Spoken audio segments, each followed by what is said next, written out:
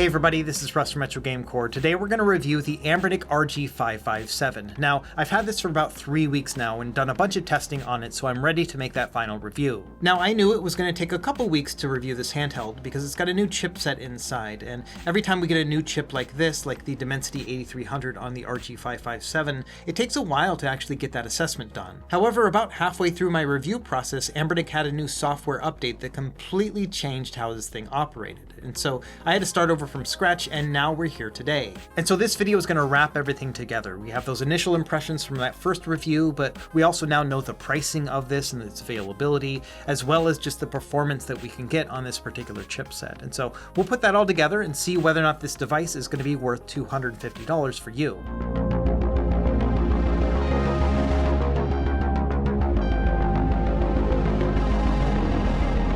Now, as we get started, I am going to refer back to my impressions video that I did a few weeks ago, because if you want to get into the nitty-gritty about any certain component, I typically cover it in that first video instead. For the review videos like this, I usually take a different approach. I'm going to kind of look at the whole experience I've had over the past few weeks and whether or not I think it's just going to be worth it overall. So let's start with a really quick recap of what the RG557 is. This is an Android-based handheld with a 5.5-inch OLED display with a resolution of 1080p. It's also the successor of another device by Anbernic called the RG556, which came out last year. And for the most part, the 557 is almost the exact same as the 556 with a couple differences. For example, it has some new color options, it also has some new analog sticks, and of course that new chipset inside. And the new chipset does provide greatly improved performance. You can see here, using the exact same benchmark, that the new 557 provides about 5.7 times the performance of the original RG556. And so there is a big jump in performance from the original up to the 557. However, there is a big price difference between the two as well. The original 556 was around $150 or so, depending on where you bought it, but the RG557 is retailing for $250. And one thing worth noting is that as of making this video, there is actually US warehouse stock for this device. And so if you're located in the United States like me, you can order it from their US warehouse without paying tariffs. However, as of right now, there is one catch because they're only selling one version of the device, and it's the one that comes with a 256 gigabyte SD card. This is what the card looks like right here, and it's going to be filled with a bunch of ROMs. We will actually check this out in a minute, but it comes with a $30 price increase. So there's going to be a markup. If you want to get it from the United States, it's going to be $280 plus shipping. And these are the two color options that we have for the RG557. They have a white and transparent purple option. I've been personally testing the transparent purple option, but as I'll talk about later, I think that I'm going to stick with the white one as my final model. Now, every time I review a handheld, I like to kind of find a frame or reference for it, kind of like telling the story of the device. And with the RG557 in particular, over the past few weeks, I kept coming back to the same idea, and that this is a contradictory handheld. And by that I mean that for every good thing I found with the RG557, it's very easy to find a bad thing as well. And so that is how we're going to frame this video. I'm going to say something good about it, like something that I really liked that I found over the past few weeks. And then I'm going to talk about something that is along those same lines that's also kind of bad. And I'm going to find a couple things that are also what I would consider to be indifferent, just pieces of data that you may find important as well. And so that's how we're going to frame this video: good, bad, and indifferent. So let's start with the first good thing about this handheld, in that it is supremely comfortable. It's got these big protruding grips to it that are actually really well formed, and it's also nice and rounded in all the right spots. And so I enjoy holding this device. I think it is very comfortable. These little teardrop shapes down here are a little bit odd looking. It kind of looks like this handheld has like little vampire fangs or something, but it is still very comfortable to hold. And so I really do enjoy using this handheld. And as far as button placement and everything else, it's really nice. Like I can access the D-pad and the analog stick, no problem whatsoever. We've got these nice triggers as well that are analog, and so everything feels really good. It feels like a modern style handheld. In fact, I would say that this is probably the most comfortable handheld that Anbernic has ever made, just in terms of overall ergonomics and comfort over a long period of time. But like I mentioned, there are going to be some bad things with each of these categories. And the first thing here are these analog sticks. Now, these sticks themselves are actually pretty good. They're using a new technology called capacitive joysticks, and they are super accurate. And so just in terms of the overall use of them and being able to move them where you need to, they do work really well. So from a functional standpoint, I don't have any issues with these sticks themselves, except for the fact that they are very, very small. In fact, these analog sticks are smaller than the ones you would find on a Nintendo Switch Joy-Con. They are really tiny and a lot smaller than most of the other sticks you would find on other Anbernic handhelds. And that does feel like a bit of a contradiction considering that this is one of the larger handhelds that Anbernic has ever made.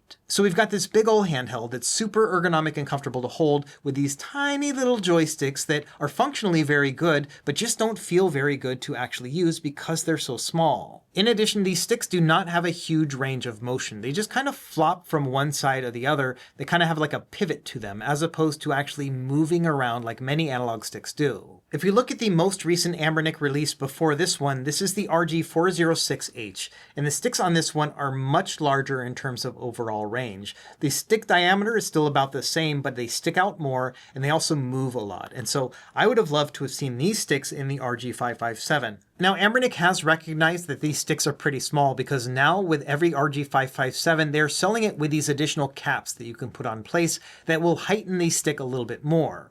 And the cap size here is unique because I've tried all sorts of caps that I have here at the house, but this is actually smaller than the Nintendo Switch Joy-Cons and also larger than the PS Vita ones. And so unfortunately, even though I own dozens of little caps for all these various types of handhelds, this one does not fit anything. And so you're going to have to wait on those ones from Anbernic specifically. But the thing is that even if you add height to them, it's not going to change the range of motion. These sticks still just flop to one side or the other. And so even though it probably will feel better to use those new stick caps, it's not going to actually be functionally better because these sticks just have a very limited range, which can be pretty bothersome.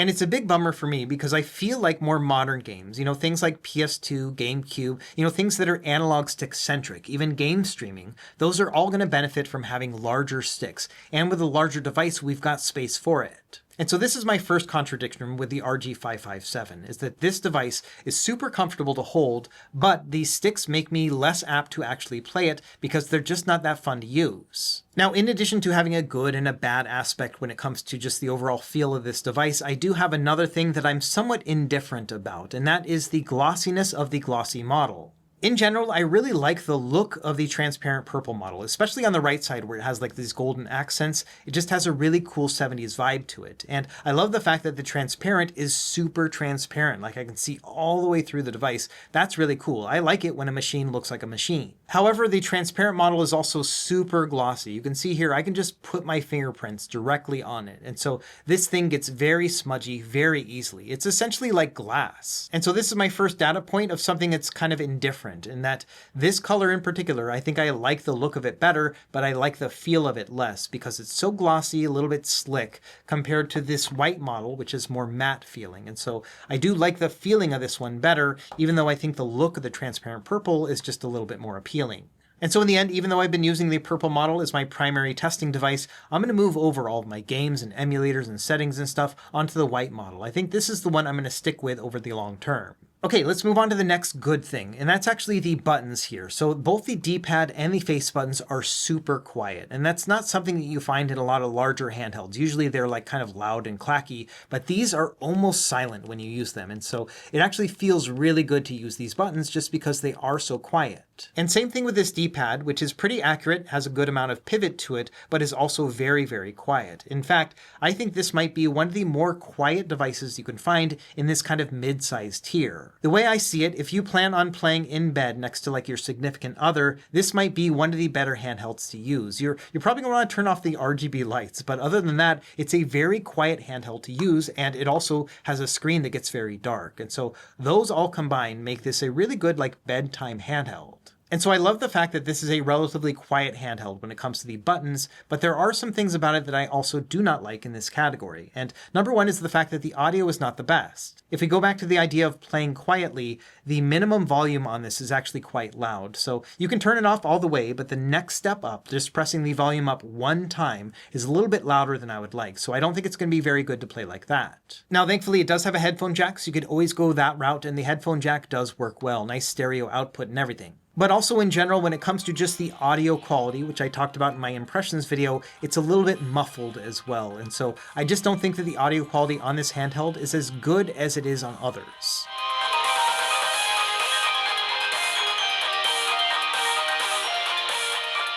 And then a couple other things that are more on the indifferent side. Number one is that these buttons feel a little bit mushy. Now, I don't think it's a bad thing. In fact, I think that it still feels pretty good, but if you want something very tactile that bounces right back up, these buttons are not quite there. This really is going to come down to personal preference. For me, these buttons feel like there's something from like an older console, something that's been broken in over time. Another thing that might bother you is that the D-pad is glossy. It's a lot like the Steam Deck's D-pad in that regard. And depending on how you like it in terms of textures and feel, you may not like the feel of a glossy D-pad. I think it's fine, but something worth noting. And I will say that in terms of just glossiness, I do think that the glossy D-pad on the matte texture handheld feels a little bit better as opposed to glossy on glossy. So I do prefer the D-pad feel on the white model. Now, another thing I like about this handheld is that it has an AMOLED display and it's got a 1080p resolution. So that's kind of ideal for some of these larger handhelds. Because we have a 16:9, that means that widescreen style games, either those that are natively widescreen or those that can use widescreen hacks, are going to look awesome on this guy. And it is always nice to have an OLED display because that means we're going to have really deep blacks, but then also rich and vibrant colors. And this handheld probably doesn't have the best OLED screen that I've ever seen, but it's still very good. So I do really enjoy the look of this handheld with this OLED display. It also gets very bright and very dim, which I talked about in my impressions video, and so I think it's going to work in a wide range of different scenarios. However, the screen itself is not perfect, and one of the things that many people have complaints about is the fact that it has some pretty significant PWM flickering. And essentially what this means is that the screen will flicker to adjust the brightness of the display, and the lower you go, the more flickering you will see. Now, this flickering is showing up in the camera, but it is not visible to the naked eye. But there are people who are sensitive to this kind of flickering. And so if you've ever used an OLED display and gotten headaches from it, it's usually because of PWM flickering, and this is pretty significant compared to other handhelds. And then finally, one other thing worth noting about the screen, like I mentioned in my impressions video, the color profile of this is a little bit cooler than I think is ideal. If you look at something like the Retroid Pocket 5, which I think has a really excellent color profile, it's a little bit warmer. You can see it in the reds as well as in the word horizon as well. This one seems just a little bit more balanced in a true white compared to this one, which has a little bit more of a blue kind of hint to it. Now, when just looking at the screen on its own, not comparing it against another handheld right then and there, you usually won't see this difference. But if you are sensitive to getting a specific accurate color profile, I think that something like the Retroid Pocket 5 is a little bit better. In the end, I do think that the RG557 has an excellent display. It gets bright and dim, it has these beautiful colors to it, and that deep, deep black that you can get with an OLED display. So as long as you're not sensitive to the flickering, I think that you'll have a really good time with this handheld. Now, the next good point I have about this guy is that the MediaTek Dimensity 8300 chip that they have inside of it is very, very powerful, and a new software update that came out just a few days ago has greatly improved that performance. In my first video, I was very impressed with the results. You can see right here that it is quite a bit more powerful than the Retroid Pocket 5, and a little bit less powerful than the Odin 2, but closer to the Odin 2 than the Retroid Pocket 5, which I think was really impressive. And the new software update gives it even more impressive benchmark scores, and now it's about 10% faster, which is really cool. And the big change is that this new CPU governor right here, going from auto to high mode, actually does something. When I first tested it, there was no difference in benchmarks between the two, but now in high mode, I'm getting much better performance. And in particular, I found greatly improved performance when it comes to systems like GameCube, Nintendo Wii, as well as PS2. Now, the original RG556 also did a pretty good job when it came to playing, PS2 and GameCube, but there were a lot of caveats. You had to drop down the resolution, maybe use a couple hacks and things like that to actually get these games to work. But now with this new OTA update, I found it to actually be really impressive. For the most part, I could set everything to about a 2.5 or 3x resolution depending on the system that I was playing, and I could play everything at full speed, not having to go into the settings menu, change out anything at all. It just all would work. And that includes just about everything you can play on the Nintendo GameCube. Even those harder to play games like F-Zero were playing in a 3x resolution, absolutely no problem. The resolution at 3x is way above 1080p and what you'll actually see on the screen. And so that means that yes, you're able to push a lot of pixels onto this display. Even one of the hardest to play games on GameCube, which is Rogue Squadron 2, plays really well at a 3x resolution. I got a couple dips here and there, but they were negligible. I would easily be able to play throughout this entire game with this setting, which I think is saying a lot. To give you another example, one of the games that I initially tested in my first video was Super Mario Sunburn. So this game I played at a 2x resolution with a 30 frames per second cap, and it was struggling to reach that. And now with the new update, when I put it in the high mode, I can actually play this game at a 3x resolution and a 60 frames per second cap, and it is playing at full speed. And so yes, we've got plenty of power to be able to play GameCube right here. And this does open up a whole new world of emulation when you get to these higher end systems. That means you can use things like high resolution texture packs, and it should work fine. And it was the exact same experience when it came to Nintendo Wii. I just set it to a 3x resolution using the Vulkan backend, and yeah, all these games were playing absolutely fine. I did get a couple stutters here and there when playing Tatsunoko vs. Capcom, but that is very common with this system. You usually have to play it with a PC in order to reduce these stutters. And so I actually think that from an Android standpoint, this is probably one of the better handhelds out there. Same thing when it came to PS2. I mostly focused on the harder to run games, things like Black and Burnout Revenge.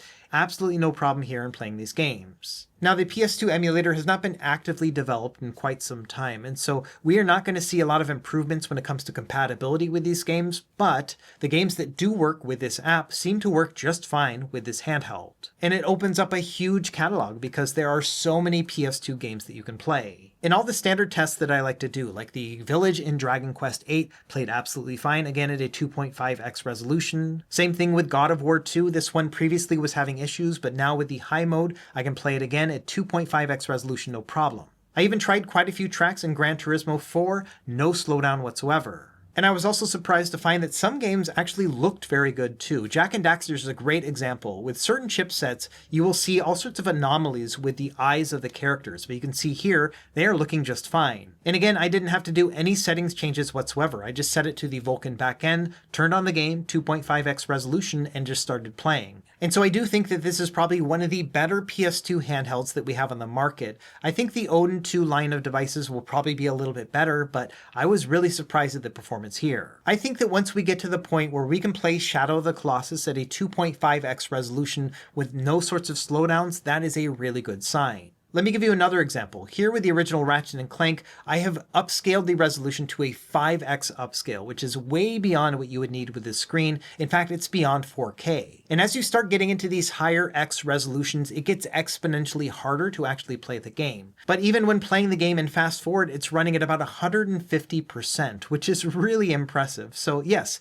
you can play some of these PS2 games in 4K. Now, the screen itself is not going to show a 4K image because it's only a 1080p display, but that does have other implications. And the most important factor there is that this handheld is video out capable. Now, the original RG556 could also do video out, but it had a couple hiccups, like you couldn't charge it and do video out at the same time. And I am happy to report that the RG557 works absolutely fine with USB-C hubs. So you can charge it, hook it up to an Ethernet cable, and then also have video out all at the same time.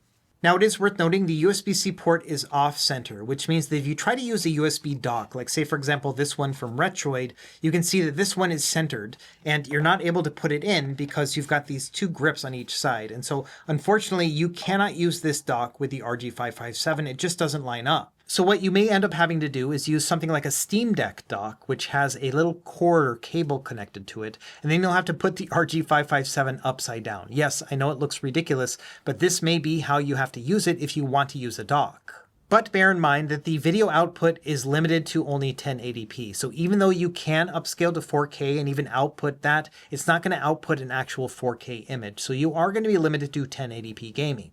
So my whole point here is that with this new performance update, we have gotten some greatly improved PS2, GameCube, and Nintendo Wii performance in particular. One final example when it comes to PlayStation 2 is going to be all three Sly Cooper games. If you use the classic version of the Nether SX2 emulator, it actually runs all of these at full speed at a 2.5x resolution. And so this really seals the deal that I think this is going to be an excellent PS2 and GameCube handheld for most people. There are still going to be some games that don't run perfectly. For example, Dirge of Cerberus does not play at full speed, but this rarely plays on anything, and so this is a known issue with this game.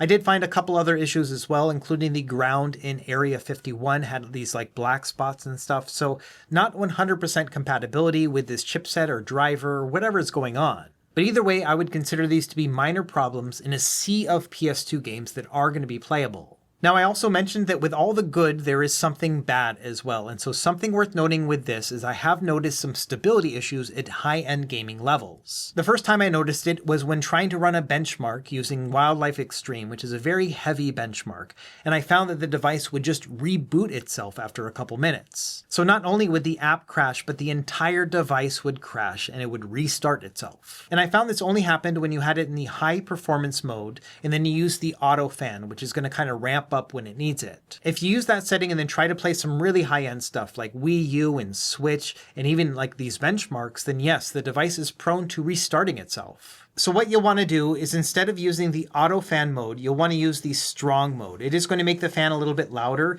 You can probably hear it right here. It's kind of whooshing. I don't think it's a bad sound, and it's not the loudest fan I've ever heard, but this will give you a lot more stability. So if you are playing something like Nintendo Switch or Wii U or a benchmark, then you will want to use this setting instead.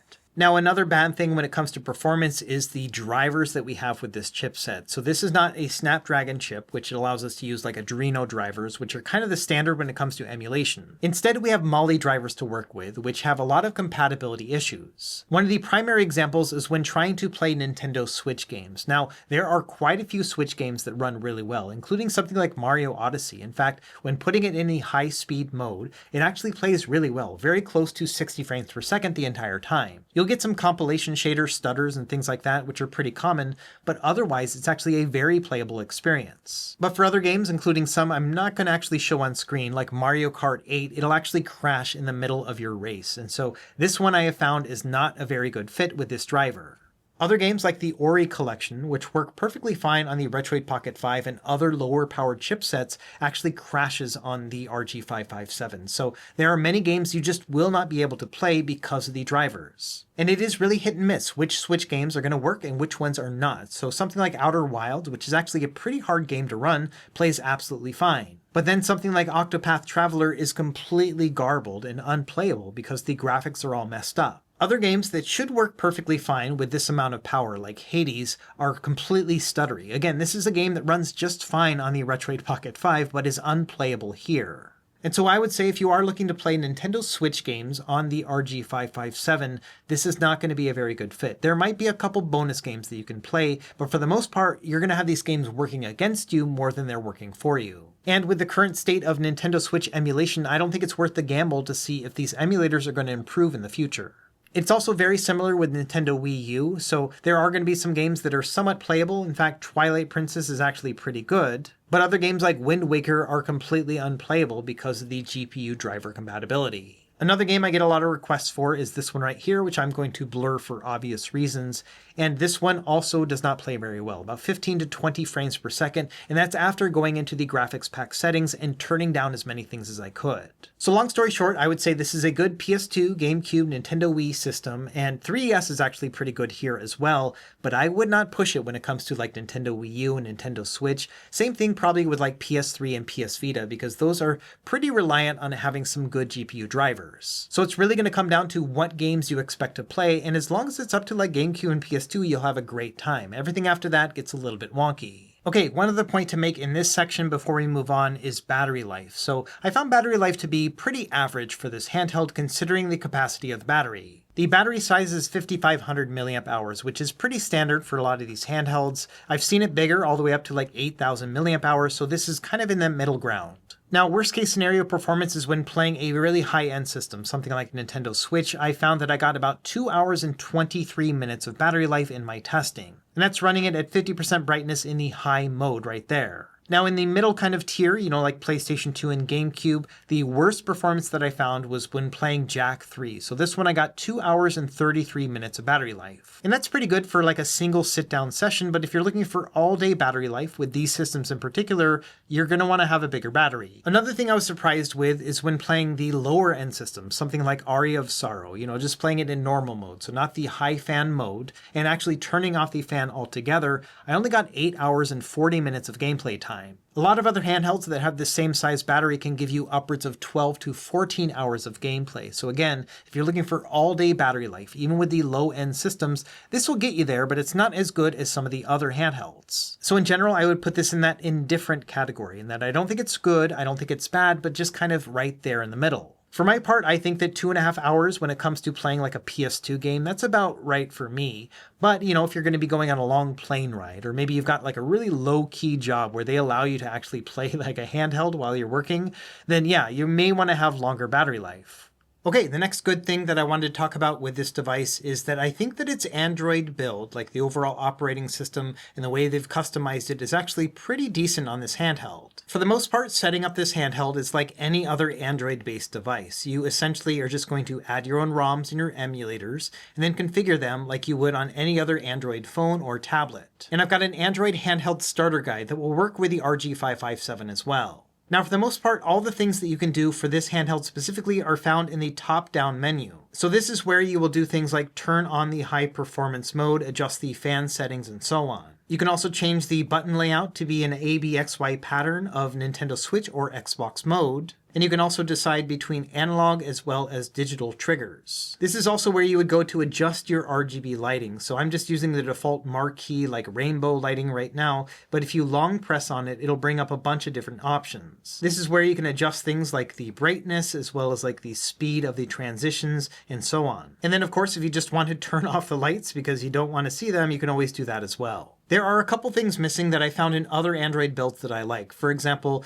the ability to change it to forced landscape, which means that no matter how you rotate the device, it's not going to rotate the screen. So I like that. I'd also love to be able to adjust the rumble strength because even though this does have vibration motors, I think they're kind of buzzy. Like I'm not a huge fan of them. And so I would like to turn them onto a lower setting. Now, all these sections do have a negative, and this one is no different. And so one of the things that I've talked about in my impressions video is that it comes preloaded with cracked software, which is a little bit shady and also kind of risky as a company. Now, it's not lost on me that people are going to be playing downloaded ROMs on these handhelds, but I think there's a difference between like paid apps that are currently on the Play Store that are cracked and put on a device versus ROMs that you can no longer find. It also worries me a little bit that, a device that has Play Store certification also has a full-on ROM downloader app on their device as well out of the box. I feel like this is something that doesn't really go together. And also it seems to be that there is a permissions bug with this device, in particular with Emulation Station Desktop Edition. Like I showed in my first video, if we go into App Info here, it doesn't have any permissions and there's no way for me to grant them.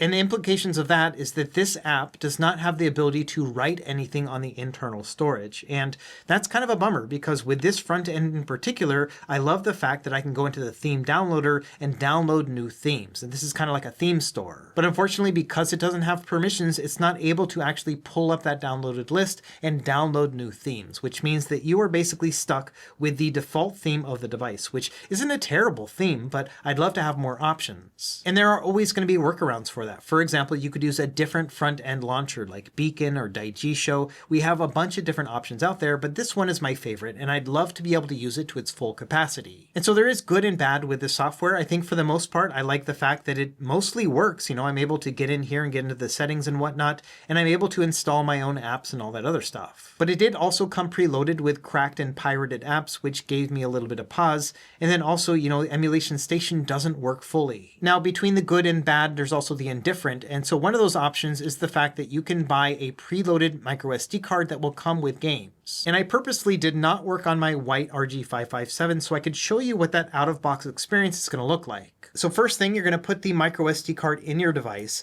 and then we're going to open up Anbernic's launcher because that's supposed to work with the games as they're set up. There's a dedicated RG button on the bottom left, so if we press and hold that, that should bring up the launcher. And from there, you'll get a loading screen like this. And when it first starts up, you have to do the initial configurations. You just have to confirm this. This is going to open up RetroArch. It's going to give you the allow permissions right here. And once it's gone through this process, you're basically done, so you can just quit out of RetroArch. And so now you can see it's already populated with all those games that are preloaded on the microSD card. So this may be very handy if you don't know how to set up an Android device, because it basically did it for you. And now if we go into a system like Game Boy Color, you can see that we have all these games listed. And I believe that if we start up this game, it's going to start it up in RetroArch, and sure enough, there it went. And so not only that, they've actually added like bezels to the left and right sides as well, and so yeah, this is actually pretty much pre-configured. From there, if you want to exit out of a game, you just press and hold the back button, which will take you back to the home interface. Bear in mind that doesn't actually close out of RetroArch, so if you try to start up a different game, it's going to ask you, do you want to do a new game or you want to jump back into the old game? So if we do new game, that will close out the game and start up a new one. And so essentially that is how it works, and everything has been pre-configured. For example, if we go into PS2 and we try to start up a game, this should just launch right into it. And yeah, there we go. There are a couple things you'll have to work around. For example, it shows the on-screen controls, so you'd have to go into the menu here and then actually configure that. So they haven't gotten all properly configured. For example, under touchscreen here, what they should have done is they should have gone down here and then hide with external controller. Now, if we go back to the game, you can see those controls are gone. But either way, you can see that yes, they've got it set up for the most part so that you can jump in and out of your games. Now for me personally, I would rather use my own games and my own emulators and my own settings. But if you're just now getting into things and you're a little bit intimidated in setting up an Android device, it does look like these pre-configured cards will get you on your way. It's really going to be a matter of whether or not the games you actually want to play are on the preloaded card or if you'll have to find them yourself. For example, under PSP, there are 44 games listed here, and they got some pretty heavy hitters, but what if there's a specific game that you're trying to play and it's not listed here, then you are going to have to figure it out on your own like the rest of us. Either way, that's how the microSD card works with the Anbernic software, in that if you get one of those pre-configured cards, it does kind of get you up and running, but it is going to be somewhat limited in the games that you'll actually get because it's not going to have everything. And to get back to the regular Android interface, you would just press and hold the RG button again. That'll take you back, and so you can use it like this. Okay, the last section I wanted to talk about before we wrap up is the Retroid Pocket 5. This is a similar priced handheld, but has a Snapdragon 865 in it. And a lot of people are wondering, around the $250 price point, which is the better buy, the Anbernic RG557 or the Retroid Pocket 5? So I'm just going to do a quick roundup of my thoughts when it comes to these two handhelds. And number one, let's talk about performance. And the RG555 is a much more powerful handheld. In fact, when looking at benchmarks, you can see that the RG557 is over twice as powerful as the Retroid Pocket 5. It's got a lot more juice. I also think that overall, the RG557 is a more comfortable handheld to hold. It's got much bigger grips, and it has a nice layout for both accessing the analog stick and the D-pad easily. The Retroid Pocket 5 is still very comfortable, but I would consider this to be a D-pad-centric handheld. When you hold it, you just naturally go towards the D-pad, whereas the analog sticks are just a little bit lower down, and so this is not very comfortable to do like dual stick gameplay. Instead, I would say the Retroid Pocket 5 kind of needs an external grip to make it as comfortable as the RG557. So out of the box, I would prefer to play on this when it comes to just overall ergonomics and comfort. Now, as far as the buttons are concerned, they're kind of similar, but I would say that the RG557 are quieter, but I do prefer the D-pad on the Retroid Pocket 5 over the RG557. As far as the face buttons, I prefer the feel of the Retroid Pocket 5, but they're a lot louder, and so I like the quiet nature of the RG557 all around.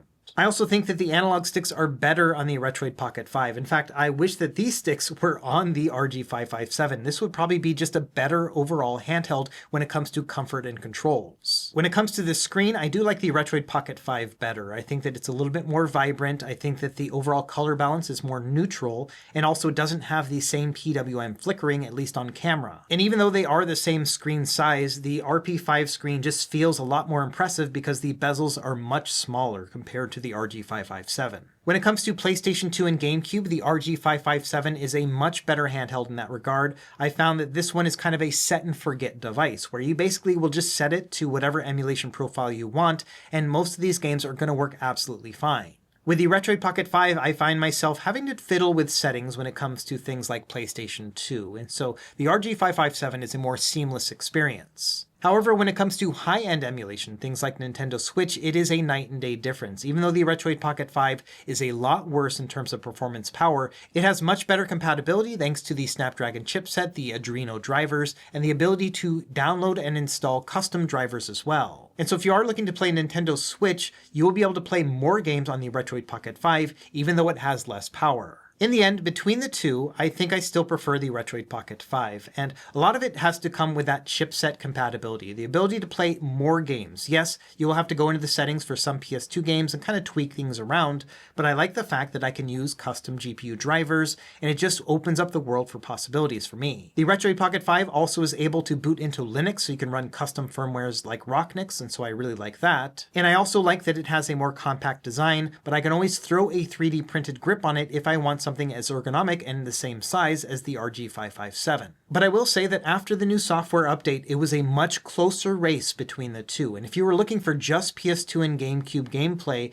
I think the RG557 is a better fit in that regard. For me personally, I like something a little bit more well-rounded, and so the Retroid Pocket 5 is my own personal choice, but I can see it going either way for other people. Okay, and so wrapping up things here, I'm not going to do like a likes and dislikes screen like I often do with many of my reviews, because the whole video was likes and dislikes. So instead, I'm just going to wrap up with my final thoughts. And my first thought here is that the RG557 is full of contradictions. Like I showed throughout this video, for every good thing, there's easily a bad thing that I can find as well. It is a comfortable handheld, and I love the way it looks, but the transparent purple option, which I think looks the best, is also the one that feels the worst. And so it's one of those things where I've kind of decided to pick the one that actually looks the worst but feels the best. So personally, I've chosen the white model as my primary RG557, but I wish I could pick the other one because I think it looks better. It's also a contradiction that these sticks are super accurate, but they also feel really small, almost tiny on a larger handheld. And then finally, the handheld has a lot of power, but we can't tap into all of it because of those MOLE drivers. We should be able to play a much larger catalog of Nintendo Switch and Wii U titles, but we are held back by the fact